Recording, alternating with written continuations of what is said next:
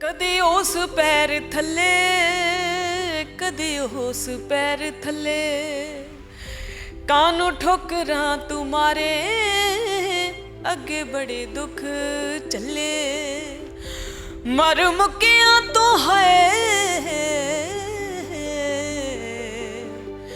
मर मुकिया तो है जीण दे सवाल पुछदी नी तू जान जान के नी तू जान जान के पत चढ़ा विच हाय पत्तियां दे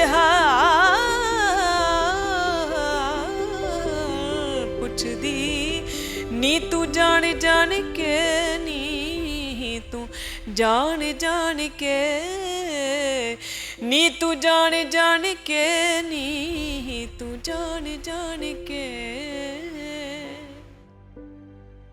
दिता विचों विच होके आने तोड़नी माए उठी कालजे दे विचों एक हुकनी माए किथे सौंगी नींदा लम्मियां च कूकनी माए कल जदों तेरा फुले सदूकनी माए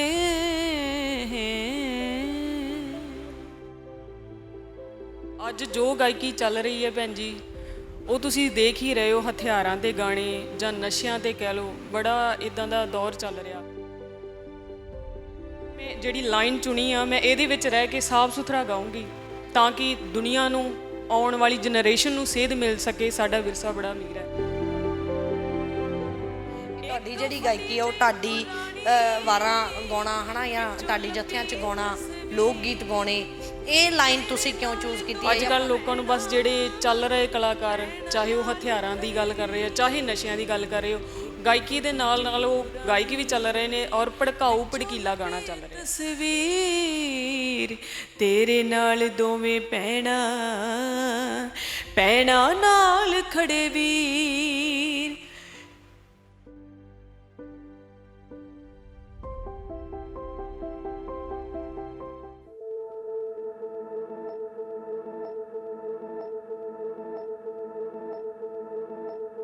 ਸਤਿ ਸ਼੍ਰੀ ਅਕਾਲ ਜੀ ਪੰਜਾਬ ਨਿਊਜ਼ ਟੀਵੀ ਦੇਖ ਰਹੇ ਹੋ ਤੁਸੀਂ ਤੇ ਮੈਂ ਹਾਂ ਤੁਹਾਡੀ ਆਪਣੀ ਗਗਨ ਸਿੱਧੂ ਆਮ ਤੌਰ ਤੇ ਸੋਸ਼ਲ ਮੀਡੀਆ ਤੇ ਸੱਭਿਆਚਾਰ ਗਾਇਕੀ ਦੀ ਮੰਗ ਕੀਤੀ ਜਾਂਦੀ ਹੈ ਪਰ ਸੱਭਿਆਚਾਰ ਗਾਇਕੀ ਦੀ ਜੇ ਗੱਲ ਕੀਤੀ ਜਾਵੇ ਤਾਂ ਅੱਜ ਕੱਲ੍ਹ ਸੋਸ਼ਲ ਮੀਡੀਆ ਦੇ ਉੱਪਰ ਇਸ ਨੂੰ ਲੱਭਣਾ ਮੁਸ਼ਕਿਲ ਹੀ ਨਹੀਂ ਬਲਕਿ ਨਾਮੁਮਕਿਨ ਹੋ ਗਿਆ ਹੈ ਉਸ ਦਾ ਕਾਰਨ ਲੱਚਰਤਾ ਪੰਜਾਬੀ ਇੰਡਸਟਰੀ ਦੇ ਵਿੱਚ ਪੈਰ ਪਸਾਰ ਚੁੱਕੀ ਹੈ ਪਰ ਅੱਜ ਸਾਡੇ ਕੋਲ ਪੰਜਾਬ ਦੀ ਅਜਿਹੀ ਧੀ ਮੌਜੂਦ ਹੈ ਜਿਹੜੀ ਕਿ ਇਸੇ ਸੱਭਿਆਚਾਰ ਗਾਇਕੀ ਦੇ ਵਿੱਚ ਉੱਭਰਦਾ ਸਿਤਾਰਾ ਹੈ ਪਰ ਕਿਤੇ ਨਾ ਕਿਤੇ ਉਹਦਾ ਚਿਹਰਾ ਹੈ ਜਿਹੜਾ ਉਹ ਪੰਜਾਬੀ ਇੰਡਸਟਰੀ 'ਚ ਅਜੇ ਵੀ ਧੁੰਦਲਾ ਹੈ ਉਹਦਾ ਕਾਰਨ ਕੀ ਹੈ ਉਹ ਆਪਾਂ ਜ਼ਰੂਰ ਇਹਨਾਂ ਤੋਂ ਜਾਣਾਂਗੇ ਸਭ ਤੋਂ ਪਹਿਲਾਂ ਸਵਾਗਤ ਕਰਦੇ ਹਾਂ ਹਰਫਜੋਤ ਕੌਰ ਦਾ ਕੀ ਹਾਲ ਚਾਲ ਨੇ ਹਰਫਜੋਤ ਸਭ ਤੋਂ ਪਹਿਲਾਂ ਮੈਂ ਤੁਹਾਡੇ ਹਾਲ ਚਾਲ ਬਾਰੇ ਜ਼ਰੂਰ ਪੁੱਛਣਾ ਚਾਹਾਂਗੀ ਸਭ ਤੋਂ ਪਹਿਲਾਂ ਸਤਿ ਸ਼੍ਰੀ ਅਕਾਲ ਜੀ ਜਿੰਨੇ ਵੀ ਦਰਸ਼ਕ ਜੁੜੇ ਹੋ ਤੁਸੀਂ ਇਸ ਚੈਨਲ ਨਾਲ ਤੇ ਮੈਂ ਗਗਨ ਦੀ ਭੈਣ ਦਾ ਧੰਨਵਾਦ ਕਰਦੀ ਹਾਂ ਜਿਨ੍ਹਾਂ ਨੇ ਇੰਟਰਵਿਊ ਲਈ ਮੈਨੂੰ ਕਿਹਾ ਔਰ ਹਾਲ ਚਾਲ ਵਧੀਆ ਜੀ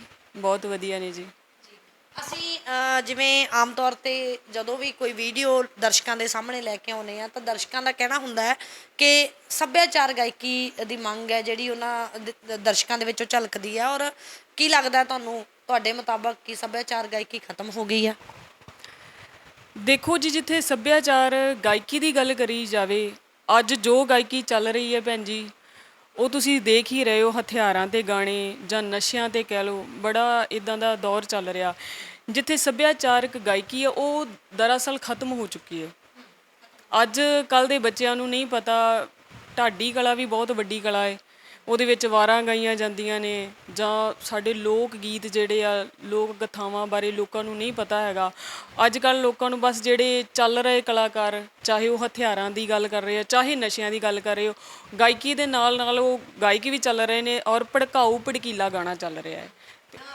ਇਹਦੇ ਨਾਲ ਹੀ ਜੁੜਦਾ ਇੱਕ ਸਵਾਲ ਪੁੱਛਣਾ ਚਾਹਾਂਗੀ ਕਿ ਜਦੋਂ ਸਮਾਜ ਸਾਰਾ ਪੂਰਬ ਵੱਲ ਜਾ ਰਿਹਾ, ਤੁਸੀਂ ਪੱਛਮ ਵੱਲ ਜਾਣ ਬਾਰੇ ਕਿਉਂ ਸੋਚਦੇ ਹੋ? ਕਿਉਂਕਿ ਤੁਹਾਡੀ ਜਿਹੜੀ ਗਾਇਕੀ ਆ ਉਹ ਢਾਡੀ ਵਾਰਾਂ ਗਾਉਣਾ ਹੈ ਨਾ, ਜਾਂ ਢਾਡੀ ਜੱਥਿਆਂ 'ਚ ਗਾਉਣਾ, ਲੋਕ ਗੀਤ ਗਾਉਣੇ, ਇਹ ਲਾਈਨ ਤੁਸੀਂ ਕਿਉਂ ਚੂਜ਼ ਕੀਤੀ ਹੈ? ਜਾਂ ਪਰਮਾਨੈਂਟ ਇਹੀ ਰੱਖਣੀ ਆ, ਜਾਂ ਫਿਰ ਤੁਸੀਂ ਵੀ ਸਮੇਂ ਦੇ ਨਾਲ ਆਪਣੇ ਆਪ ਨੂੰ ਬਦਲੋਗੇ? ਜੇ ਲਾਈਨ ਦੀ ਗੱਲ ਕੀਤੀ ਜਾਵੇ ਤਾਂ ਮੈਂ ਪਹਿਲਾਂ ਢਾਡੀ ਲਾਈਨ 'ਚ ਰਹਿ ਚੁੱਕੀ ਹਾਂ। ਮੈਂ 6 ਸਾਲ ਦੀ ਸੀ ਜਦੋਂ ਮੇਰੇ ਫਾਦਰ ਸਾਹਿਬ ਨੇ ਸਾਨੂੰ ਸਿਖਾਉਣਾ ਸ਼ੁਰੂ ਕੀਤਾ। ਬਾਕਾਇਦਾ ਮੈਂ ਢੱਡ, ਸਰੰਗੀ, ਹਾਰਮੋਨੀਅਮ ਔਰ ਹੋਰ ਸਾਜ਼ਾਂ ਦੀ ਤਾਲੀਮ ਵੀ ਹਾਸਿਲ ਕੀਤੀ ਆ। ਔਰ ਜੇ ਗੱਲ ਢਾਡੀ ਜਥਿਆਂ ਦੀ ਮੈਂ ਗੱਲ ਕਰਾਂ ਤਾਂ ਉੱਥੇ ਕਦਰ ਨਹੀਂ ਪੈਂਦੀ। ਮੈਂ ਇਹ ਲਾਈਨ, ਵੈਸੇ ਤਾਂ ਮੇਰਾ ਬਚਪਨ ਤੋਂ ਹੀ ਸ਼ੌਂਕ ਸੀ ਮੈਂ ਪਲੇਬੈਕ ਸਿੰਗਿੰਗ ਕਰਾਂ, ਫੋਕ ਗਾਣੇ ਗਾਵਾਂ, ਲੋਕ ਗੀਤ ਗਾਵਾਂ, ਲੇਕਿਨ ਚਲੋ ਕੁਝ ਕਹਿ ਲਓ ਉਦੋਂ ਸਮਝ ਵੀ ਨਹੀਂ ਸੀ। ਪਰ ਮੈਂ ਜੇ ਗੱਲ ਕਰਾਂ, ਮੈਂ ਜਿਹੜੀ ਲਾਈਨ ਚੁਣੀ ਆ, ਮੈਂ ਇਹਦੇ ਵਿੱਚ ਰਹਿ ਕੇ ਸਾਫ਼ ਸੁਥਰਾ ਗਾਊਂਗੀ ਤਾਂ ਕਿ ਦੁਨੀਆ ਨੂੰ, ਆਉਣ ਵਾਲੀ ਜਨਰੇਸ਼ਨ ਨੂੰ ਸੇਧ ਮਿਲ ਸਕੇ। ਸਾਡਾ ਵਿਰਸਾ ਬੜਾ ਅਮੀਰ ਹੈ ਔਰ ਮੈਂ ਇਹੀ ਕਹੂੰਗੀ ਕਿ ਮੈਂ ਇਸ ਲਾਈਨ ਦੇ ਵਿੱਚ ਜੇ ਆਈ ਹਾਂ ਔਰ ਮੈਂ ਚੰਗਾ ਗਾਊਂਗੀ ਅਤੇ ਚੰਗਾ ਲਿਖਣ ਵਾਲਾ ਹੀ ਗਾਊਂਗੀ। ਤੁਸੀਂ ਜ਼ਿਕਰ ਕੀਤਾ ਕਿ ਮੈਂ 6 ਸਾਲ ਦੀ ਉਮਰ ਦੇ ਵਿੱਚ ਹੀ ਜਿਹੜਾ ਇਹ ਉਹ ਗਾਉਣਾ ਸਟਾਰਟ ਕਰਤਾ ਔਰ ਸਾਰੇ ਸਾਜ਼ਾਂ ਬਾਰੇ ਜਿਹੜਾ ਅਭਿਆਸ ਲੈਣਾ ਸ਼ੁਰੂ ਕਰਤਾ, ਤਾਂ ਇਹ ਅਭਿਆਸ ਤੁਹਾਨੂੰ ਆਪਣੇ ਪਿਤਾ ਜੀ ਤੋਂ ਹੀ ਮਿਲਿਆ, ਉਹਨਾਂ ਦੇ ਵੱਲੋਂ ਹੀ ਜਿਹੜਾ ਇਹ ਤੁਹਾਨੂੰ ਸਿਖਾਇਆ ਗਿਆ? ਜੀ, ਮੇਰੇ ਫਾਦਰ ਸਾਹਿਬ ਗਿਆਨੀ ਕਰਮ ਸਿੰਘ ਸਾਜਨ ਉਹਨਾਂ ਦਾ ਨਾਮ ਹੈ ਜੀ। ਉਹਨਾਂ ਨੇ ਲੱਖਾਂ ਢਾਡੀ ਬਣਾਏ ਔਰ ਜਿਨ੍ਹਾਂ ਨੇ ਉਹਨਾਂ ਤੋਂ ਸਿੱਖਿਆ ਔਰ ਬੜੀ ਸੇਵਾ ਭਾਵਨਾ ਦੇ ਨਾਲ ਸਿੱਖਿਆ। ਅੱਜ ਜੇ ਅਸੀਂ ਕਿਸੇ ਤੋਂ ਸਿੱਖਣ ਜਾਂਦੇ ਹਾਂ, ਲੇਕਿਨ ਦੁਨੀਆ ਦਾ ਦੌਰ ਹੀ ਇੱਦਾਂ ਦਾ ਆ ਕਿ ਪਹਿਲਾਂ ਜੇ ਸਿੱਖਣ ਵੀ ਕਿਸੇ ਤੋਂ ਜਾਈਏ ਉਹ ਪੇਮੈਂਟ ਵੀ ਮੰਗਦੇ ਆ। ਚਲੋ ਉਹਨਾਂ ਮੰਗਣੀ ਆ, ਪਰ ਮੇਰੇ ਫਾਦਰ ਸਾਹਿਬ ਨੇ ਸੇਵਾ ਭਾਵਨਾ ਦੇ ਵਿੱਚ ਸੇਵਾ ਕਰਕੇ ਸਿੱਖਿਆ ਔਰ ਜੇ ਅੱਗੇ ਕਿਸੇ ਨੂੰ ਸਿਖਾਇਆ ਵੀ ਆ, ਪੈਸਾ ਨਹੀਂ ਲੈ ਕੇ ਸਿਖਾਇਆ। ਫਿਰ ਜਦੋਂ ਮੇਰੇ ਫਾਦਰ ਸਾਹਿਬ ਨੂੰ ਪਤਾ ਲੱਗਾ ਕਿ ਮੇਰੇ ਬੱਚਿਆਂ 'ਚ ਕੋਈ ਕਲਾ ਹੈਗੀ ਆ, ਮੇਰੀ ਸਿਸਟਰ ਨੂੰ, ਮੇਰੇ ਬ੍ਰਦਰ, ਅਸੀਂ 5 ਭੈਣ ਭਰਾ ਆ ਔਰ 5 ਢਾਡੀ। ਔਰ ਫਿਰ ਮੈਂ 6 ਸਾਲ ਦੀ ਸੀ, ਉਦੋਂ ਮੈਨੂੰ ਕੋਲ ਬਿਠਾਉਣਾ ਸ਼ੁਰੂ ਕੀਤਾ, ਮੈਨੂੰ ਨਾਲ ਢੱਡ ਦੀ ਤਾਲੀਮ ਦਿੱਤੀ, ਨਾਲ ਸਰੰਗੀ ਸਿਖਾਈ। ਮੈਂ ਇੱਥੇ ਭੈਣ ਜੀ ਇੱਕ ਹੋਰ ਜ਼ਿਕਰ ਕਰੂੰਗੀ, ਕਿਉਂਕਿ ਜੇ ਕਿਸੇ ਦੇ ਵਿੱਚ ਕਲਾ ਹੈਗੀ ਆ, ਉਹ ਕਿਤੇ ਨਾ ਕਿਤੇ ਤੁਹਾਨੂੰ ਕੁਝ ਪਰਸਨ ਇੱਦਾਂ ਦੇ ਮਿਲਣਗੇ ਜਿਹੜੇ ਪਿੱਛੇ ਤੁਹਾਡੇ ਪੈਰ ਖਿੱਚਣਗੇ। ਅਤੇ ਮੈਂ ਜਿਹੜੇ ਪਰਿਵਾਰ 'ਚੋਂ ਬਿਲੋਂਗ ਕਰਦੀ ਹਾਂ, ਠੀਕ ਆ, ਸਾਡਾ ਇੰਨਾ ਕੋਈ ਨਹੀਂ ਹੈਗਾ, ਘਰ ਪਰਿਵਾਰ ਠੀਕ ਚੱਲ ਰਿਹਾ ਆ। ਮੇਰੇ ਫਾਦਰ ਸਾਹਿਬ ਦੀ ਸੋਚ ਬੜੀ ਵਧੀਆ ਸੀ ਅਤੇ ਉੱਥੇ ਮੇਰੀਆਂ ਭੂਆ, ਸਾਡੇ ਚਾਚੇ ਤਾਏ, ਰਿਸ਼ਤੇਦਾਰ, ਉਹਨਾਂ ਨੇ ਕਹਿਣਾ ਕਿ ਮੇਰੇ ਫਾਦਰ ਸਾਹਿਬ ਨੂੰ ਕਿ ਤੂੰ ਬੱਚਿਆਂ ਨੂੰ, ਕੁੜੀਆਂ ਨੂੰ ਮਤਲਬ ਕਿ ਇੱਕ ਢਾਡੀ ਲਾਈਨ ਦੇ ਵਿੱਚ ਪਾ ਰਿਹਾ, ਇਹ ਸਟੇਜਾਂ 'ਤੇ ਗਾਉਣਗੀਆਂ, ਇਹ ਚੰਗੀ ਗੱਲ ਨਹੀਂ ਆ। ਹਾਲਾਂਕਿ ਗੁਰੂ ਮਹਾਰਾਜ ਦੇ ਨਾਂ ਨਾਲ ਹੀ ਸੀ, ਕੋਈ ਉੱਦਾਂ ਲੱਚਰਤਾ ਜਾਂ ਕੁਛ ਇੱਦਾਂ ਦਾ ਨਹੀਂ ਸੀ। ਫਿਰ ਵੀ ਉਹਨਾਂ ਨੇ ਪੈਰ ਖਿੱਚੇ ਵੀ ਨਹੀਂ, ਪਰ ਮੇਰੇ ਫਾਦਰ ਸਾਹਿਬ ਨੇ ਕਿਹਾ ਕਿ ਨਹੀਂ, ਮੇਰੀਆਂ ਧੀਆਂ ਨਹੀਂ ਆ, ਮੇਰੇ ਪੁੱਤਰ ਨੇ, ਔਰ ਸਾਨੂੰ ਸਿਖਾਇਆ ਔਰ ਅਸੀਂ ਫਿਰ ਡਰ ਨਾ ਸਿੱਖੇ, ਉਸਤਾਦੀ ਸ਼ਾਗਿਰਦੀ ਕਰਕੇ ਆਪਣੇ ਪਿਤਾ ਜੀ ਨਾਲ। ਡਰ ਵੀ ਸੀਗੇ ਬਹੁਤ, ਡੰਡੇ ਦਾ ਡਰ, ਜਾਂ ਬੰਦਾ ਡਰ ਨਾ ਸਿੱਖਦਾ ਹੈ ਔਰ ਜਾਂ ਫਿਰ ਸ਼ੌਂਕ ਹੁੰਦਾ। ਸ਼ੌਂਕ ਉਦੋਂ ਬੱਚੇ ਸੀ, ਇੰਨਾ ਸ਼ੌਂਕ ਤਾਂ ਨਹੀਂ ਮੈਂ ਕਹਿ ਸਕਦੀ, ਲੇਕਿਨ ਡਰ ਸੀ ਅਤੇ ਫਾਦਰ ਸਾਹਿਬ ਦਾ ਕਹਿਣਾ ਮੰਨਿਆ। ਮੈਂ ਹੋਰ ਵੀ ਇੰਸਟਰੂਮੈਂਟ ਬਾਕੀ ਕਾਲਜਾਂ ਵਿੱਚੋਂ ਸਿੱਖੇ। ਹੁਣ ਤੁਹਾਡਾ ਉਸੇ ਡਰ ਕਰਕੇ ਹੀ ਚੱਲੀ ਜਾਂਦੇ ਹੋ, ਜਾਂ ਹੁਣ ਸ਼ੌਂਕ ਬਣ ਗਿਆ? ਨਹੀਂ, ਹੁਣ ਸ਼ੌਂਕ ਬਣ ਗਿਆ। ਖੁਦ ਮਤਲਬ ਆਦਤ ਜਿਹੜੀ ਇਸ ਚੀਜ਼ ਦੀ ਪੈ ਗਈ ਹੈ? ਹੁਣ ਭੈਣ ਜੀ ਇੱਦਾਂ ਦਾ ਹੁੰਦਾ ਆ ਕਿ ਮੈਂ ਕਿੰਨੀ ਵੀ ਥੱਕੀ ਆਵਾਂ ਪ੍ਰੋਗਰਾਮ ਤੋਂ, ਚਾਹੇ ਉਹ ਢਾਡੀ ਲਾਈਨ ਦੇ ਵਿੱਚ ਹੀ ਮੈਂ ਪ੍ਰੋਗਰਾਮ ਕਰਾਂ, ਵੈਸੇ ਮੈਂ ਕਰ ਵੀ ਲੈਂਦੀ ਹੁਣ ਕਈ ਵਾਰ। ਔਰ ਇੱਦਾਂ ਦਾ ਸੁਭਾਅ ਹੁਣ ਬਣ ਚੁੱਕਾ ਹੈ ਕਿ ਛੋਟੇ ਹੁੰਦੇ ਬਚਪਨ ਤੋਂ ਹੀ ਗਾ ਰਹੇ ਹਾਂ, ਰਿਆਜ਼ ਕਰ ਰਹੇ ਹਾਂ। ਕਈ ਵਾਰ ਥਕਾਵਟ ਵੀ ਇੰਨੀ ਜ਼ਿਆਦਾ ਹੁੰਦੀ ਆ ਜਾਂ ਬੁਖਾਰ ਵਗੈਰਾ ਵੀ ਹੁੰਦਾ, ਫਿਰ ਵੀ ਅਸੀਂ ਆਪਣਾ ਸਾਜ਼ ਖੋਲ੍ਹ ਕੇ ਜਦੋਂ ਬਹੀਦਾ ਨਾ, ਉਹ ਸਾਰੀ ਥਕਾਵਟ ਦੂਰ ਹੋ ਜਾਂਦੀ। ਹੁਣ ਵੀ ਸੁਭਾਅ ਇੱਦਾਂ ਦਾ, ਹੁਣ ਸ਼ੌਂਕ ਆ, ਡਰ ਵੀ ਹੈ ਆ, ਪਰ ਹੁਣ ਸ਼ੌਂਕ। ਸਾਜ਼ ਹੀ ਤੁਹਾਡੀ ਜਿਹੜੀ ਦਵਾ ਬਣ ਗਈ? ਦਵਾ ਬਣ ਗਈ, ਸਾਡੀ ਰੋਜ਼ੀ ਰੋਟੀ। ਕਈ ਵਾਰ ਮੇਰਾ ਬ੍ਰਦਰ ਔਰ ਮੈਂ ਜਦੋਂ ਅਸੀਂ ਢੱਡ ਸਰੰਗੀ 'ਤੇ ਕੋਈ ਚੀਜ਼ ਨਵੀਂ ਕੱਢਦੇ ਹਾਂ ਜਾਂ ਕੋਈ ਰਾਗ ਅਸੀਂ ਛੇੜਦੇ ਹਾਂ ਅਤੇ ਸਾਡੀ ਮਾਤਾ ਜੀ ਨੇ ਇੱਦਾਂ ਪ੍ਰਸ਼ਾਦਾ ਪਾਣੀ ਲਿਆ ਕੇ ਰੱਖ ਦੇਣਾ, ਅਸੀਂ ਭੁੱਲ ਜਾਂਦੇ ਹਾਂ, ਫਿਰ ਅਸੀਂ ਸੰਗੀਤ ਦੇ ਵਿੱਚ ਮਗਨ ਹੋ ਜਾਂਦੇ ਹਾਂ। ਆਪਾਂ ਇੰਟਰਵਿਊ ਦੀ ਸ਼ੁਰੂਆਤ ਜਿਹੜੀ ਉਹ ਕਰ ਰਹੇ ਹਾਂ, ਹੈ ਨਾ, ਔਰ ਸ਼ੁਰੂਆਤ ਦੇ ਵਿੱਚ ਹੀ ਕਾਫੀ ਸਾਰੀਆਂ ਗੱਲਾਂ ਹੋ ਗਈਆਂ, ਪਰ ਸ਼ਾਇਦ ਜ਼ਰੂਰੀ ਸੀ। ਪਰ ਜਿਵੇਂ ਆਪਾਂ ਹਰੇਕ, ਤੁਸੀਂ ਆਪਣੇ ਪ੍ਰੋਗਰਾਮ ਦਾ ਆਗਾਜ਼ ਕਰਦੇ ਹੋ ਜਾਂ ਕੋਈ ਕਲਾਕਾਰ ਜਦੋਂ ਸਟੇਜ 'ਤੇ ਜਾਂਦਾ ਹੈ ਤਾਂ ਸ਼ੁਰੂਆਤ ਰੱਬ ਦੇ ਨਾਮ ਤੋਂ ਕਰਦਾ ਹੈ, ਅਤੇ ਮੈਂ ਕਹਿੰਦੀ ਹਾਂ ਤੁਹਾਡੇ ਕੋਲ ਬੜੀ ਸੋਹਣੀ ਆਵਾਜ਼ ਹੈ, ਅਤੇ ਆਪਾਂ ਇੱਕ ਵਾਰ ਜ਼ਰੂਰ, ਮੈਂ ਕਹਿੰਦੀ ਹਾਂ, ਦਰਸ਼ਕਾਂ ਦੇ ਰੂਬਰੂ ਕਰੀਏ। ਜੀ, ਮੈਂ ਤੁਹਾਡੇ ਨਾਲ ਕੁਝ, ਮੇਰਾ ਮਨ ਆ ਕਿ ਕਵੀਸ਼ਰੀ ਰੱਖਣ ਦਾ। ਜੀ ਹਾਂਜੀ, ਸਾਜ਼ ਵੀ ਮੈਂ ਜ਼ਰੂਰ ਵਜਾਊਂਗੀ ਔਰ ਮੈਂ ਪਹਿਲਾਂ ਤੁਹਾਡੇ ਨਾਲ ਕਵੀਸ਼ਰੀ ਦੇ 2 ਬੋਲ ਸਾਂਝੇ ਕਰੂੰਗੀ। ਮੈਂ ਇੱਕ ਤੁਹਾਨੂੰ ਹੋਰ ਗੱਲ ਕਹਿ ਦਿੰਦੀ ਹਾਂ ਕਿ ਜਿੱਥੇ ਮੈਂ ਢਾਡੀ ਲਾਈਨ ਵੀ ਸਿੱਖੀ, ਉਹਦੇ ਨਾਲ ਕਵੀਸ਼ਰੀ ਵੀ, ਉਹਦੇ ਨਾਲ ਕਥਾ ਵੀ, ਕਿਉਂਕਿ ਸਾਡੇ ਫਾਦਰ ਸਾਹਿਬ ਨੇ ਸਾਨੂੰ ਆਲ ਰਾਊਂਡਰ ਬਣਾ ਤਾ। ਵੀ ਜੇ ਤੁਸੀਂ ਇਕੱਲੀ ਢਾਡੀ ਸਿੱਖ ਰਹੇ ਹੋ, ਕਿਤੇ ਤੁਹਾਨੂੰ ਇਦਾਂ ਦਾ ਟਾਈਮ ਆਇਆ ਤੁਹਾਨੂੰ ਸਰੰਗੀ ਵੀ ਵਜਾਉਣੀ ਪੈਣੀ। ਤੇ ਮੈਨੂੰ ਸਰੰਗੀ ਵਾਦਕ ਵੀ ਬਣਾਇਆ, ਮੈਂ ਸਰੰਗੀ ਵੀ ਨਾਲ ਵਜਾਉਂਦੀ ਹਾਂ, ਢੱਡ ਵੀ ਵਜਾਉਂਦੀ ਹਾਂ, ਔਰ ਹਾਰਮੋਨੀਅਮ ਦੂਸਰੇ ਸਾਜ਼ਾਂ ਦੀ ਤਾਲੀਮ ਲੈ ਰਹੀ ਹਾਂ, ਉਹ ਕਾਲਜਾਂ ਵਿੱਚੋਂ ਲੈ ਰਹੀ ਹਾਂ। ਤੇ ਮੈਂ ਇੱਥੇ ਤੁਹਾਨੂੰ ਕਵੀਸ਼ਰੀ ਦੇ 2 ਬੋਲ ਬਾਬੂ ਰਜ਼ਬ ਅਲੀ ਉਹਨਾਂ ਦੀ ਕਵੀਸ਼ਰੀ ਲਿਖੀ ਹੋਈ ਬੜੀ ਫੇਮਸ ਆ। ਆਦਿ ਚ ਗੁਰੂ ਨਾਨਕ ਨੂੰ ਧਿਆ ਕੇ ਰਜ ਬਲੀ ਖਾਂ ਨੂੰ ਸੀਸ ਨਵਾ ਕੇ, ਰਜ ਬਲੀ ਖਾਂ ਨੂੰ ਕਰਾਂ ਸਲਾਮਾਂ ਤਾਂ ਕੁਝ ਕਰਾਂ ਲਿਖਣ ਦਾ ਸਾਮਾ। ਫੁਰਨੇ ਫੁਰਨ ਦਿਮਾਗ ਵਿੱਚੋਂ ਸੁੰਗਣ ਭਾਂਤ ਭਾਂਤ ਦੀ ਖੁਸ਼ਬੂ ਪੌਰ ਸਰੋਤੇ ਬਾਗ ਵਿੱਚੋਂ। ਚੁਣ ਚੁਣ ਸ਼ਬਦ ਮਨਾਂ ਨੂੰ ਮੋਣੇ ਕਲਮ ਦੀ ਡੋਰ ਚ ਹਾਰ ਪਰੋਣੇ। ਹੋ ਰਹੇ ਰਕਸ਼ਨਾ ਹੋ ਰਹੀ ਕਰਮਾਂ ਬਦਲਿਆ ਕੁੱਲ ਦੁਨੀਆ ਦਾ ਨਕਸ਼ਾ। ਇਹ ਗੱਲ ਹਰ ਥਾਂ ਮਾਨੀ ਦੀ ਦਿਨ ਕਲਯੁੱਗ ਦੇ ਮਾੜੇ ਵੱਧ ਗਈ ਕਾਰ ਸ਼ੈਤਾਨੀ ਦੀ। ਦਿਨ ਕਲਯੁੱਗ ਦੇ ਮਾੜੇ ਵੱਧ ਗਈ ਕਾਰ ਸ਼ੈਤਾਨੀ ਦੀ। ਪੋਰਾ ਭਰਨਾ ਮਨ ਦੇ ਹਾਨੀ ਮਰਦੋ ਬਣਨਾ ਚਾਹੁਣ ਜਨਾਨੀ। ਤੁਰਦੇ ਤੋਰ ਲਿਆਉਂਦੇ ਲੋੜੇ ਮਾਰਨ ਕੁੜੀਆਂ ਵਾਂਗ ਮਰੋੜੇ। ਗੋਗਲ ਪੈਣ ਜਪਾਨੀ ਦੀ ਦਿਨ ਕਲਯੁੱਗ ਦੇ ਮਾੜੇ ਵੱਧ ਗਈ ਕਾਰ ਸ਼ੈਤਾਨੀ ਦੀ। ਦਿਨ ਕਲਯੁੱਗ ਦੇ ਮਾੜੇ ਵੱਧ ਗਈ ਕਾਰ ਸ਼ੈਤਾਨੀ ਦੀ। ਵਾਹ ਜੀ ਵਾਹ, ਬੜਾ ਦਿਲ ਲੱਗਿਆ। ਔਰ ਬਾਕੀ ਜਿਹੜੇ ਬਾਬੂ ਰਜਬ ਅਲੀ ਸੀ ਉਹਨਾਂ ਦੀ ਕਲਮ ਵਾਕਈ ਬਹੁਤ ਸੋਹਣੀ ਸੀ। ਔਰ ਜਿਵੇਂ ਆਪਾਂ ਸਾਰੇ ਸੁਣਦੇ ਹੀ ਹਾਂ, ਔਰ ਤੁਹਾਡੀ ਆਵਾਜ਼ ਨੇ ਹੋਰ 4 ਚੰਦ ਲਾ ਦਿੱਤੇ। ਤਾਂ ਨਾਲ ਹੀ ਹੁਣ ਮੈਂ ਇੱਥੇ ਦਰਸ਼ਕਾਂ ਨੂੰ ਦੱਸਣਾ ਚਾਹੂੰਗੀ ਕਿ ਹਰਫ ਨੇ ਵੀ ਚੰਡੀਗੜ੍ਹ ਸ਼ਹਿਰ ਦੇ ਵਿੱਚ ਪੈਰ ਰੱਖ ਲਿਆ ਏ। ਔਰ ਇਹਨਾਂ ਦਾ ਵੀ ਮੰਨਣਾ ਹੈ ਕਿ ਗਾਇਕੀ ਨੂੰ ਜੇ ਤੁਸੀਂ ਅੱਗੇ ਲਿਜਾਣਾ ਤੇ ਇਹ ਸ਼ਹਿਰ ਹੈ ਜਿਹੜਾ ਉਹ ਜ਼ਰੂਰ ਇੰਜਨ ਦਾ ਕੰਮ ਕਰਦਾ। ਮੰਨਦੇ ਹੋ ਇਸ ਗੱਲ ਨੂੰ? ਜੀ ਜੀ ਬਿਲਕੁਲ। ਇੱਕ ਏਰੀਏ ਦਾ ਬੜਾ ਫਰਕ ਹੁੰਦਾ। ਜਿਸ ਏਰੀਏ ਵਿੱਚ ਅਸੀਂ ਰਹਿ ਰਹੇ ਹਾਂ, ਜਿਸ ਇਲਾਕੇ ਵਿੱਚ ਅਸੀਂ ਰਹਿ ਰਹੇ ਹਾਂ, ਉੱਥੇ ਗਾਇਕੀ ਨੂੰ ਬਾਹਲਾ ਤਰਜੀਹ ਨਹੀਂ ਦਿੱਤੀ ਜਾਂਦੀ। ਅਤੇ ਮੈਂ ਸੋਚਿਆ ਕਿ ਜੇ ਮੈਂ ਇਸ ਲਾਈਨ 'ਚ ਪੈ ਹੀ ਗਈ ਹਾਂ ਫਿਰ ਬਦਲਣਾ ਪੈਣਾ ਸ਼ਹਿਰ ਵੀ। ਇੱਥੇ ਆ ਕੇ ਹੁਣ ਤੁਸੀਂ ਮਤਲਬ ਪੜ੍ਹਾਈ ਸ਼ੁਰੂ ਕਰ ਦਿੱਤੀ ਹੈ ਔਰ ਨਾਲ ਨਾਲ ਆਪਣੀ ਗਾਇਕੀ? ਜੀ, ਇੱਥੇ ਆ ਕੇ ਮੈਂ ਆਪਣੀ ਸਟੱਡੀ ਨੂੰ ਕੰਟੀਨਿਊ ਰੱਖਿਆ, ਉਹ ਵੀ ਜ਼ਰੂਰੀ ਹੈ ਜੀ। ਔਰ ਨਾਲ ਨਾਲ ਰਿਆਜ਼, ਨਾਲ ਨਾਲ ਗਾਇਕੀ। ਹਰਫ ਮੈਂ ਕੋਈ ਲੋਕ ਗੀਤ ਵੀ ਤੁਹਾਡੇ ਕੋਲੋਂ ਜ਼ਰੂਰ ਸੁਣਨਾ ਚਾਹਾਂਗੀ।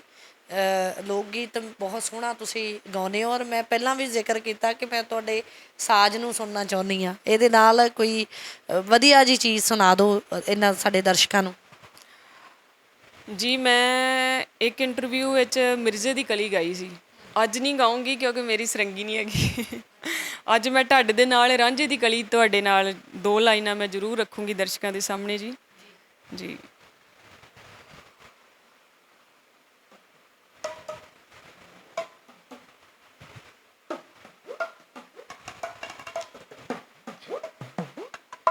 ਜਨਮ ਦਿੰਦੇ ਮਾਪੇ ਹੋਰ ਕਰਮ ਨਹੀਂ ਦੇ ਲੈਣੇ। ਲੇਖ ਲਿਖਤੇ ਰਾਂਝੇ ਪੰਛੀ ਦੇ ਅਵੱਲੇ। ਘਰ ਵਿੱਚੋਂ ਕੱਢਿਆ ਰਾਂਝਾ ਉਹ ਰਾਂਝੇ ਦੇ ਭਾਈਆਂ ਨੇ। ਘਰ ਵਿੱਚੋਂ ਕੱਢਿਆ ਰਾਂਝਾ ਉਹ ਰਾਂਝੇ ਦੇ ਭਾਈਆਂ ਕੱਢਿਆ ਰਾਂਝਾ ਉਹ ਰਾਂਝੇ ਦੇ ਭਾਈਆਂ ਨੇ। ਚਾਰੇ ਚਾੜੇ ਜੱਟ ਨੇ ਉਹ ਚਾਦਰ ਦੇ ਪੱਲੇ। ਸੋਹਣੀ ਜੱਟੀਏ ਨੀ ਸੋਹਣੀ ਜੱਟੀਏ, ਸੋਹਣੀ ਜੱਟੀਏ ਨੀ ਹੀਰ ਪਲਟੀਏ। ਪਾਣੀ ਪੀਮ ਦੀ ਗਊ ਨਾ ਡੱਕੀਏ, ਕਿਸੇ ਦੀ ਆਈ ਕੌਣ ਮਰਦਾ, ਕਿਸੇ ਦੀ ਆਈ ਕੌਣ ਮਰਦਾ। ਪਹਿਲਾਂ ਆਪਣੀ ਕੁੱਲੀ ਨੂੰ ਅੱਗ ਲਾ ਲਈਏ, ਜੱਟ ਪੱਟ ਤਾਂ ਵੀ ਤਖਤ ਹਜ਼ਾਰੇ ਦਾ। ਹੋ ਹੋ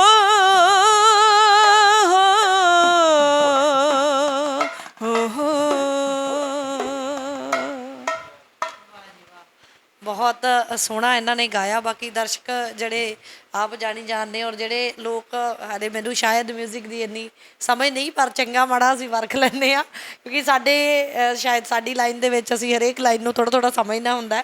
ਹਰਫ ਬਹੁਤ ਸੋਹਣੀ ਜਿਵੇਂ ਤੁਸੀਂ ਗਾਉਂਦੇ ਹੋ। ਪਹਿਲਾਂ ਵਾਲੀ ਇੰਡਸਟਰੀ ਦੀ ਗੱਲ ਕੀਤੀ ਜਾਵੇ ਤਾਂ ਅੱਛਾ ਗਵੱਈਆ ਲੱਭਿਆ ਜਾਂਦਾ ਸੀ। ਕਿ ਤੁਹਾਡੇ ਵੱਲੋਂ ਕਿਸੇ ਕੰਪਨੀ ਨਾਲ, ਕਿਸੇ ਪ੍ਰੋਡਿਊਸਰ ਦੇ ਨਾਲ ਕਦੇ ਤਾਲਮੇਲ ਕੀਤਾ ਗਿਆ ਜਾਂ ਜਿਸ ਪ੍ਰਕਾਰ ਨਾਲ ਤੁਸੀਂ ਗਾਉਂਦੇ ਹੋ, ਚਾਹੇ ਤੁਹਾਡੀ ਜੱਥਿਆਂ 'ਚ ਹੀ ਗਾਉਂਦੇ ਹੋ, ਤਾਂ ਇਹ ਜਿਹੜੀ ਸੁਭਾਵਿਕ ਜੀ ਗੱਲ ਹੈ ਕਿ ਜਿਵੇਂ ਸਾਡੀ ਨਜ਼ਰ ਤੁਹਾਡੇ 'ਤੇ ਪਈ ਹੈ, ਕਿਸੇ ਹੋਰ ਪ੍ਰੋਡਿਊਸਰ ਦੀ ਵੀ ਪਈ ਹੋਊਗੀ, ਤੇ ਕੀ ਕਿਸੇ ਨੇ ਪਹਿਲ ਨਹੀਂ ਕੀਤੀ ਕਦੇ?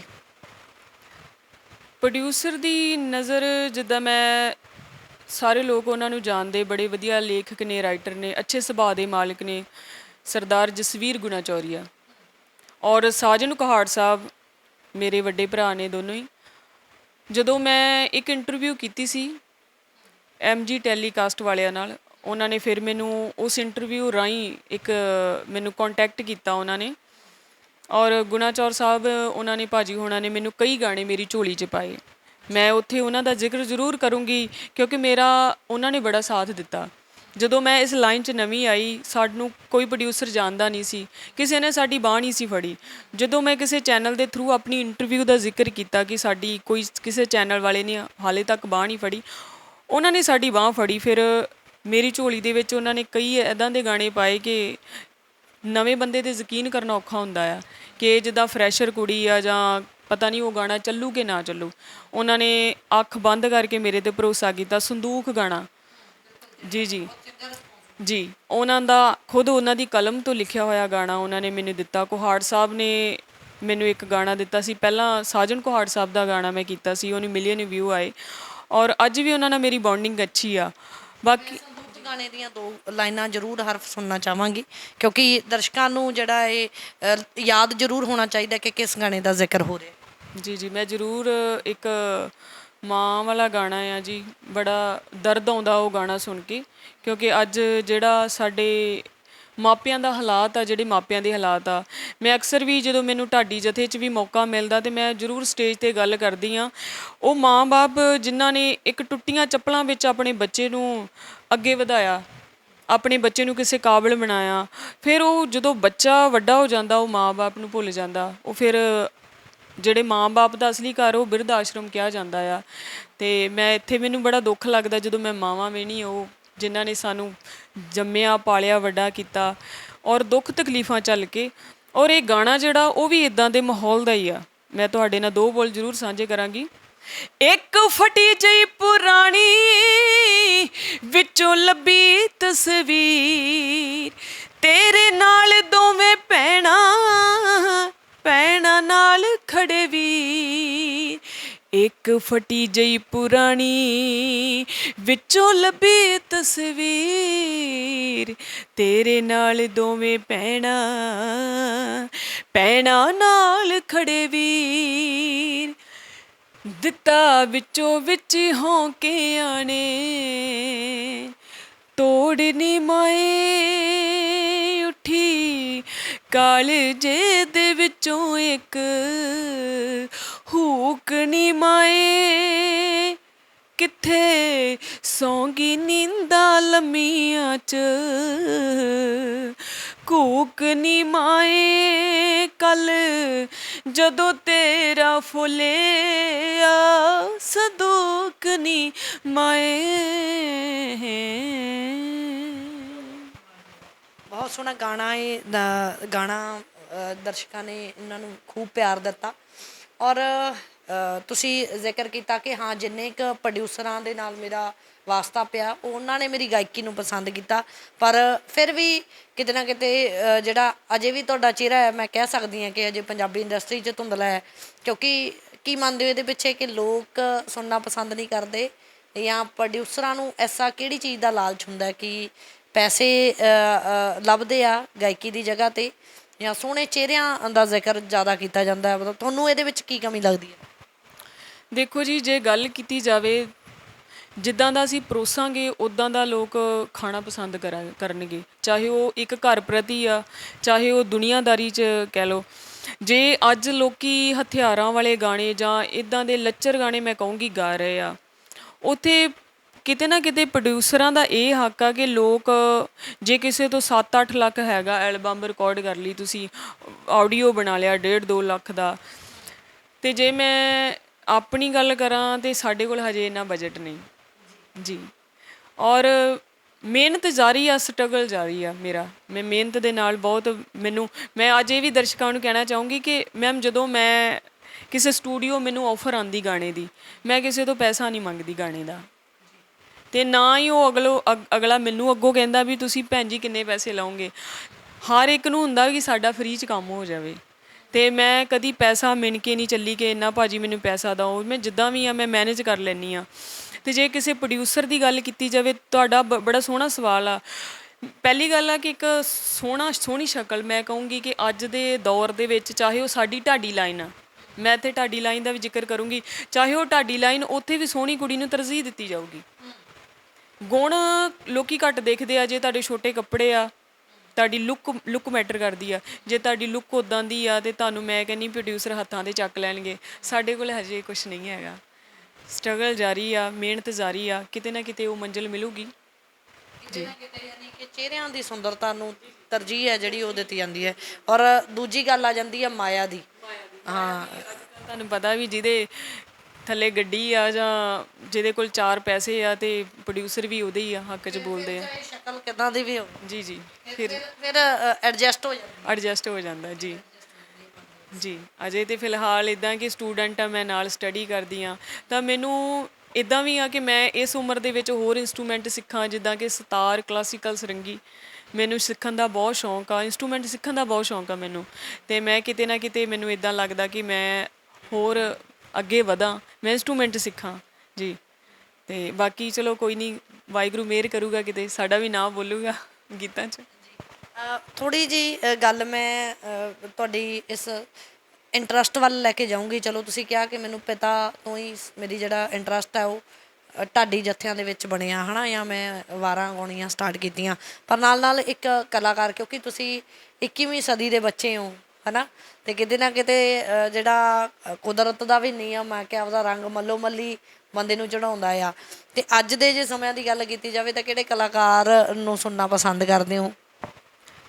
ਮੈਂ ਛੋਟੇ ਹੁੰਦਿਆਂ ਤੋਂ ਮੈਨੂੰ ਬੜਾ ਸ਼ੌਂਕ ਹੁੰਦਾ ਸੀ ਉਸਤਾਦ ਨੁਸਰਤ ਫਤਿਹ ਅਲੀ ਖਾਨ ਸਾਹਿਬ, ਗੁਲਾਮ ਅਲੀ ਖਾਨ ਸਾਹਿਬ, ਸੁਰਿੰਦਰ ਕੌਰ ਜੀ, ਅਫਸ਼ਾ ਜੀ, ਨੂਰਜ਼ਾ ਜੀ। ਔਰ ਸੁਰਿੰਦਰ ਕੌਰ ਜੀ ਇੱਦਾਂ ਦੇ ਗਾਇਕ ਨੇ ਜਿਨ੍ਹਾਂ ਦੀਆਂ ਗਾਣੇ ਜਿਹੜੇ ਆ ਉਹ ਸਦਾ ਬਹਾਰ ਨੇ। ਔਰ ਮੈਂ ਹਮੇਸ਼ਾ ਬਚਪਨ ਤੋਂ ਹੀ ਚੰਗਿਆਂ ਨੂੰ ਸੁਣਿਆ, ਅਤੇ ਹੁਣ ਵੀ ਚੰਗੇ ਉਸਤਾਦਾਂ ਨੂੰ, ਸਰਦੂਲ ਸਿਕੰਦਰ ਸਾਹਿਬ, ਸਾਬਰ ਕੁੱਟੀ ਸਾਹਿਬ, ਅੱਛੇ ਉਸਤਾਦਾਂ ਨੂੰ ਸੁਣਨ ਦੀ ਕੋਸ਼ਿਸ਼ ਕਰੀ ਦੀ, ਤਾਂ ਕਿ ਉਹਨਾਂ ਵਰਗਾ ਸਾਨੂੰ ਵੀ ਰੰਗ ਚੜ੍ਹੂਗਾ। ਔਰ ਜੇ ਅੱਜ ਦੇ ਗਾਇਕਾਂ ਦੀ ਗੱਲ ਕੀਤੀ ਜਾਵੇ ਤਾਂ ਮੈਂ ਉਹਨਾਂ ਨੂੰ ਸੁਣਨਾ ਪਸੰਦ ਨਹੀਂ ਕਰਦੀ। ਅੱਛਾ ਜੀ, ਜੀ ਸਾਰੇ ਹੀ ਰਿਜੈਕਟ ਕਰ ਦਿੱਤੇ ਜੀ। ਚਲੋ ਤੁਸੀਂ ਜਿਹੜੇ ਉਸਤਾਦਾਂ ਦਾ ਜ਼ਿਕਰ ਕੀਤਾ, ਉਹਨਾਂ 'ਚੋਂ ਕਿਸੇ ਵੀ ਇੱਕ ਦਾ ਕੋਈ ਜਿਹੜਾ ਤੁਸੀਂ ਸਭ ਤੋਂ ਜ਼ਿਆਦਾ ਆਪਾਂ ਗੁਣਗੁਣਾਉਂਦੇ ਆ ਨਾ, ਜਿਨ੍ਹਾਂ ਨੂੰ ਆਪਾਂ ਜ਼ਿਆਦਾ ਸੁਣਿਆ ਹੋਵੇ, ਤਾਂ ਕੋਈ ਅਜਿਹਾ ਕੋਈ ਗਾਣਾ ਤੁਸੀਂ? ਜੀ ਮੈਂ ਤੁਹਾਡੇ ਨਾਲ ਕਰੂੰਗੀ ਸਾਂਝਾ ਸੌਂਗ ਸਰਦੂਲ ਸਿਕੰਦਰ ਸਾਹਿਬ ਜੀ ਦਾ। ਕਦੇ ਉਸ ਪੈਰ ਥੱਲੇ, ਕਦੇ ਉਸ ਪੈਰ ਥੱਲੇ, ਕਾਨੂੰ ਠੋਕਰਾਂ ਤੂੰ ਮਾਰੇ, ਅੱਗੇ ਬੜੇ ਦੁੱਖ ਚੱਲੇ, ਮਰ ਮੁੱਕਿਆਂ ਤੋਂ ਹੈ, ਮਰ ਮੁੱਕਿਆਂ ਤੋਂ ਹਾਏ, ਜੀਣ ਦੇ ਸਵਾਲ ਪੁੱਛਦੀ ਨੀ, ਤੂੰ ਜਾਣ ਜਾਣ ਕੇ, ਨੀ ਤੂੰ ਜਾਣ ਜਾਣ ਕੇ, ਪੱਤ ਝੜਾਂ ਵਿੱਚ ਹਾਏ ਪੱਤਿਆਂ ਦੇ ਹਾਲ ਪੁੱਛਦੀ ਨੀ, ਤੂੰ ਜਾਣ ਜਾਣ ਕੇ, ਨੀ ਤੂੰ ਜਾਣ ਜਾਣ ਕੇ, ਨੀ ਤੂੰ ਜਾਣ ਜਾਣ ਕੇ, ਨੀ ਤੂੰ ਜਾਣ ਜਾਣ ਕੇ। ਹਰਫ ਹੁਣ ਸਮਾਪਤੀ ਵੱਲ ਜਿਹੜਾ ਆਪਾਂ ਰੁਖ ਕਰਾਂਗੇ। ਇਹਦੇ ਵਿੱਚ ਮੈਂ 2 ਸਵਾਲ ਕਰਨਾ ਚਾਹਾਂਗੀ ਕਿ ਕਿਹੜੇ ਕਿਹੜੇ ਪ੍ਰੋਜੈਕਟ ਤੁਹਾਡੇ ਆ ਚੁੱਕੇ ਨੇ, ਕਿਹੜੇ ਕਿਹੜੇ ਅੱਗੇ ਤੁਸੀਂ ਹੁਣ ਲੈ ਕੇ ਆ ਰਹੇ ਹੋ ਦਰਸ਼ਕਾਂ ਦੇ ਲਈ, ਅਤੇ ਨਾਲ ਹੀ ਇੱਕ ਸੁਨੇਹਾ। ਮੈਂ ਮੈਮ ਹੁਣ ਤੱਕ ਸੰਦੂਕ ਗਾਣਾ ਮੇਰਾ ਬਹੁਤ ਵਧੀਆ ਰਿਹਾ, ਇੱਕ ਬੱਚਿਆਂ ਨੂੰ ਸੁਨੇਹਾ ਕਹਿ ਲਓ ਜਾਂ ਉਹਨਾਂ ਮਾਵਾਂ ਲਈ। ਔਰ ਡਾਕਟਰ ਭੀਮ ਰਾਓ ਅੰਬੇਦਕਰ ਜੀ ਦੇ, ਬਾਬਾ ਸਾਹਿਬ ਦੇ ਸੌਂਗ ਮੈਂ ਕੀਤੇ ਹੋਏ ਆ। ਹੋਰ ਪ੍ਰੋਜੈਕਟ ਮੇਰੇ ਰਾਈਟਰ ਮਾਣੀ ਫਗਵਾੜਾ ਸਾਹਿਬ, ਉਹਨਾਂ ਨਾਲ ਆ ਰਹੇ ਆ, ਗੁਣਾ ਚੌਰੀਆ ਸਾਹਿਬ ਨਾਲ ਆ ਰਹੇ ਆ, ਔਰ ਕਾਬਲ ਸਰੂਪ ਵਾਲੀ ਸਾਹਿਬ। ਉਹਨਾਂ ਨਾਲ ਵੀ ਮੇਰੀ ਕੋਸ਼ਿਸ਼ ਆ ਕਿ ਕੋਈ ਅੱਛਾ ਗਾਣਾ ਅਸੀਂ ਕਰ ਰਹੇ ਹਾਂ। ਔਰ ਸੁਨੇਹਾ ਮੇਰਾ ਸਾਰੇ ਦਰਸ਼ਕਾਂ ਨੂੰ, ਜਿੰਨੇ ਵੀ ਦਰਸ਼ਕ ਜੁੜੇ ਨੇ ਇਸ ਇੰਟਰਵਿਊ ਦੇ ਜ਼ਰੀਏ ਦੇਖ ਰਹੇ ਨੇ ਮੈਨੂੰ, ਮੈਂ ਇਹੀ ਕਹੂੰਗੀ ਕਿ ਕੁੜੀਆਂ ਕਿਸੇ ਨਾਲੋਂ ਘੱਟ ਨਹੀਂ ਹੁੰਦੀਆਂ। ਧੀਆਂ ਦਾ ਤੁਸੀਂ ਉਹਨਾਂ ਨੂੰ ਸਪੋਰਟ ਕਰੋ, ਕੁਛ ਬਣ ਕੇ ਵਿਖਾਉਣਗੀਆਂ ਤੁਹਾਨੂੰ। ਮੈਂ ਵੀ ਇੱਕ ਮਾਪਿਆਂ ਦੀ ਧੀ ਹਾਂ ਔਰ ਮੈਂ ਹਮੇਸ਼ਾ ਡਰ 'ਚ ਸਿੱਖਿਆ, ਸ਼ੌਂਕ 'ਚ ਸਿੱਖਿਆ। ਔਰ ਮੈਂ ਇਹੀ ਕਹੂੰਗੀ ਜਿਹੜੇ ਹੁਣ ਵਾਲੇ ਕਲਾਕਾਰ ਜਿਨ੍ਹਾਂ ਨੂੰ ਰਾਤੋਂ ਰਾਤ ਸ਼ੋਹਰਤ ਜਿਹੜੇ ਚਾਹੁੰਦੇ ਆ ਕਿ ਅਸੀਂ, ਚਾਹੇ ਉਹ ਕੁੜੀਆਂ ਆ ਚਾਹੇ ਉਹ ਮੁੰਡੇ ਆ, ਕਿ ਅਸੀਂ ਉਹ ਸਿੱਖਦੇ ਘੱਟ ਆ। ਉਹਨਾਂ ਨੂੰ ਹੁੰਦਾ ਕਿ ਜੇ ਤੁਹਾਡੇ ਕੋਲ ਇੰਨੇ ਪੈਸੇ ਆ ਗਏ ਤੁਸੀਂ ਐਲਬਮ ਕਰੋ। ਉਹ ਜਦੋਂ ਲਾਈਵ ਦੇ ਵਿੱਚ ਤੁਸੀਂ ਗਾਓਗੇ ਤੁਹਾਡੀ ਕਲਾ ਦਾ ਉੱਥੇ ਪਤਾ ਲੱਗੂਗਾ ਤੁਸੀਂ ਕਿੰਨੇ ਪਾਣੀਆਂ 'ਚ ਜਾਂ ਕਿਹੜੇ ਉਸਤਾਦ ਦੀ ਤੁਸੀਂ ਮਾਰ ਖਾਧੀ ਆ। ਮੈਂ ਇਹੀ ਕਹੂੰਗੀ ਕਿ ਪਹਿਲਾਂ ਸਿੱਖੋ ਔਰ ਜਦੋਂ ਤੁਸੀਂ ਕੋਈ ਗਾਣਾ ਕਰ ਰਹੇ ਹੋ ਪਹਿਲਾਂ ਲਿਰਿਕਸ ਵੇਖੋ, ਉਹਨੂੰ ਸਮਝੋ ਕਿ ਉਹ ਕਿਸੇ ਅੱਛੀ ਸੇਧ ਦੇ ਰਹੇ ਆ। ਜੇ ਅਸੀਂ ਮਾੜਾ ਖਾਵਾਂਗੇ ਉਹ ਸਾਡਾ ਹੀ ਪੇਟ ਖਰਾਬ ਹੋਣਾ, ਅਤੇ ਇੱਦਾਂ ਹੀ ਆ ਜੇ ਅਸੀਂ ਮਾੜਾ ਗਾਵਾਂਗੇ ਉਹ ਸਾਰੀ ਦੁਨੀਆ ਵਿੱਚ ਉਹ ਚੀਜ਼ਾਂ ਵਾਇਰਲ ਹੋਣਗੀਆਂ, ਉਹ ਆਉਣ ਵਾਲੀ ਪੀੜ੍ਹੀ 'ਚ ਬੁਰਾ ਅਸਰ ਪਾਉਣਗੀਆਂ। ਅਤੇ ਸੁਨੇਹਾ ਮੇਰਾ ਇਹ ਕਿ ਚੰਗਾ ਗਾਓ ਔਰ ਚੰਗੀ ਸੇਧ ਦਿਓ। ਸ਼ੁਕਰੀਆ ਹਰਫ ਜੀ। ਤਾਂ ਇਹ ਸਾਡੇ ਨਾਲ ਹਰਫਜੋਤ ਕੌਰ ਮੌਜੂਦ ਸੀ ਜਿਨ੍ਹਾਂ ਦੇ ਨਾਲ ਅਸੀਂ ਗੱਲਬਾਤ ਕੀਤੀ ਔਰ ਬਹੁਤ ਸੋਹਣੇ ਵਿਚਾਰ ਇਹਨਾਂ ਨੇ ਆਪਣੇ ਜਿਹੜੇ ਆ ਸਾਡੇ ਦਰਸ਼ਕਾਂ ਦੇ ਨਾਲ ਸਾਂਝੇ ਕੀਤੇ ਔਰ ਕਾਫੀ ਸੂਝ ਦੇ ਨਾਲ, ਗੰਭੀਰਤਾ ਦੇ ਨਾਲ ਇਹ ਗਾਇਕੀ ਨੂੰ ਸੋਚਦੇ ਨੇ ਔਰ ਵੱਖਰੀ ਨਜ਼ਰ ਹੈ ਜਿਹੜੀ ਉਹ ਗਾਇਕੀ ਪ੍ਰਤੀ ਰੱਖਦੇ ਨੇ। ਸਿਰਫ ਫੇਮਸ ਹੋਣਾ ਕਈ ਵਾਰ ਅਜਿਹੇ ਕਲਾਕਾਰਾਂ ਦਾ ਮਕਸਦ ਨਹੀਂ ਹੁੰਦਾ। ਮਕਸਦ ਹੁੰਦਾ ਹੈ ਕਿ ਸਮਾਜ ਨੂੰ ਚੰਗੀ ਸੇਧ ਦੇਣੀ ਹੈ।